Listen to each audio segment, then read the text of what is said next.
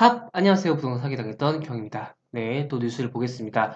자, 지금 신규 세입자 못 구하는 거는 집주인 사정이다. 전세금 반환 소송 가야 된다면서 지금 전세값이 많이 떨어지고 있습니다. 근데 지금 집주인이 전세금을 못 돌려주는 상황이 많아서 새 세입자가 들어오면 내가 집 보증금을 돌려주겠다. 이렇게 한 얘기가 있는데 한번 또 내용을 볼게요. 자, 전문가들이 임차권 등기, 전세금의 지연 이자까지 돌려받아야 된다면서 내용을 보겠습니다. 자, 최근 이 전세 기간이 끝났음에도 보증금을 돌려주지 않는 사례가 늘면서 마음고생한 세입자가 늘고 있어요.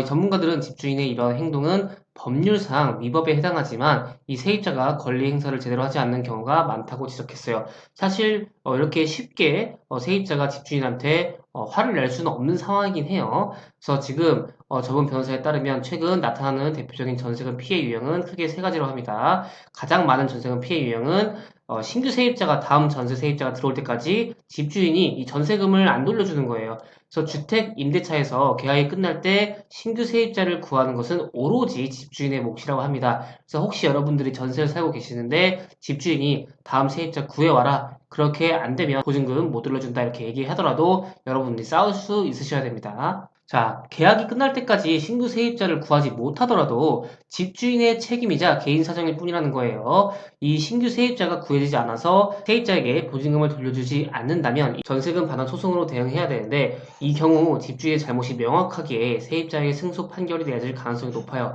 자, 소송 말만 들어도 되게 어렵고 어떻게 할지도 모르겠어요. 보통 근데 이렇게 가기 전에 끝나기는 합니다. 자, 집주인이 전세금을 돌려주지 않는 경우 법적인 대응 측면에서 세입자가 더 유리하기 때문에 주저하거나 물러설 이유는 일단 없다고 합니다. 집주인 전세금 반환을 거부한다면 이 강제 집행을 통해 집주인의 재산을 처분할 수 있다고 설명했습니다. 자, 전세금 돌려받기 힘든 두 번째 유형은 집주인의 사망 사례예요.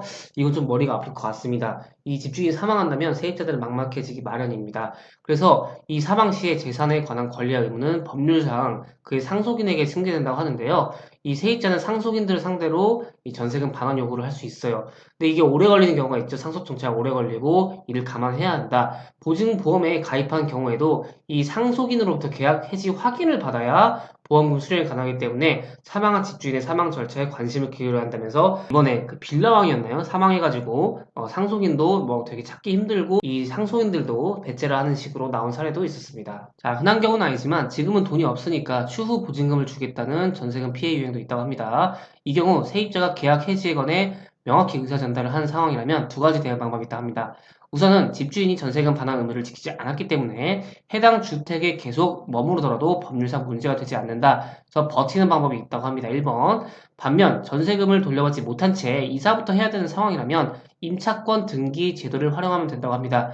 임차권 등기란 다른 주택으로 이사를 해 기존 주택의 전입 신고가 빠지더라도 대항력과 우선 변제권이 유지되는 제도입니다. 자, 이 임차권 등기는 추후 법 절차 진행 시에도 유용하게 활용할 수 있다면서 이 임차권 등기가 완료되고 이사까지 한 세입자는 전세금을 돌려받을 때까지 지연 이자도 집주인에게 청구할 수 있다고 하니까 여러분들이 급하게 이사를 가셔야 된다 한다고 하면 이 임차권 등기 제도에 대해서 알아보시고 한번 설정해 보시는 것도 좋을 것 같습니다.